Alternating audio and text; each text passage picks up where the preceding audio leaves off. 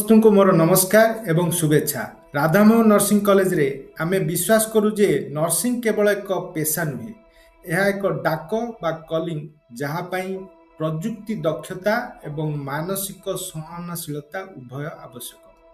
ଆଜି ମୁଁ ଗର୍ବର ସହ ଘୋଷଣା କରୁଛି ଯେ ଆମେ ଛାତ୍ର ସଫଳତା ଦିଗରେ ଏକ ଐତିହାସିକ ପଦକ୍ଷେପ ନେଉଛୁ। ମୁଁ doctor Jagannath Tripathi, secretary Radhamohan nursing college Balianta Bhubaneswar. ମୋର 20 ବର୍ଷର କର୍ପୋରେଟ୍ ହସ୍ପିଟାଲ ଏବଂ ମେଡିକାଲ ଟ୍ରେନିଂର ଏକ୍ସପିରିଏନ୍ସକୁ ନେଇ ଓଡ଼ିଶାରେ ପ୍ରଥମ ଥର ପାଇଁ ରାଧାମୋହନ ନର୍ସିଂ କଲେଜରେ ଆମର ନର୍ସିଂ ପାଠ୍ୟକ୍ରମରେ NLP ବା ନ୍ୟୁରୋ ଲିଙ୍ଗୁଇଷ୍ଟିକ୍ ପ୍ରୋଗ୍ରାମିଂକୁ ସଂଯୋଜିତ କରିଛୁ।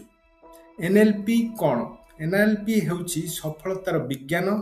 ସ୍ୱାସ୍ଥ୍ୟ ସେବାରେ ଚାପପୂର୍ଣ୍ଣ ଦୁନିଆରେ ସଫଳତା ନିର୍ଭର କରେ ଆପଣ କିପରି ଯୋଗାଯୋଗ କରନ୍ତି, ନିଜର ମାନସିକତାକୁ କିପରି ପରିଚାଳନା କରନ୍ତି, ଯୋଗାଯୋଗର ଦକ୍ଷତା, ରୋଗୀ ଏବଂ ସହକର୍ମୀଙ୍କ ସହିତ କିପରି ରାପୋ ସ୍ଥାପନ କରିବା, ଇମୋସନାଲ ରେଜିଲେନ୍ସ, ଗୁରୁତର ଚିକିତ୍ସା, ଜରୁରୀକାଳୀନ ପରିସ୍ଥିତିରେ ଶାନ୍ତ ଏବଂ ଧ୍ୟାନସ୍ଥ ରହିବା, ତ୍ୱରାନ୍ୱିତ ଶିକ୍ଷଣ, ଜଟିଳ ମେଡିକାଲ ବିଷୟଗୁଡ଼ିକୁ ସହଜ ଏବଂ ଆତ୍ମବିଶ୍ୱାସର ସହିତ ଆୟତ୍ତ କରିବା।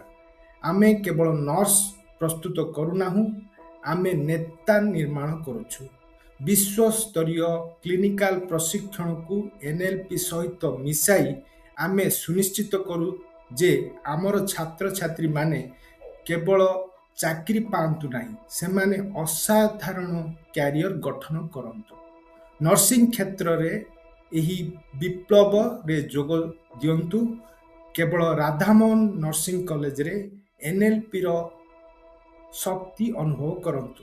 ସଫଳତା ପ୍ରତି ଆପଣଙ୍କର ଯାତ୍ରା ଆରମ୍ଭ ହେଉଛି ରାଧାମୋହନ ନର୍ସିଂ କଲେଜରେ। ଧନ୍ୟବାଦ।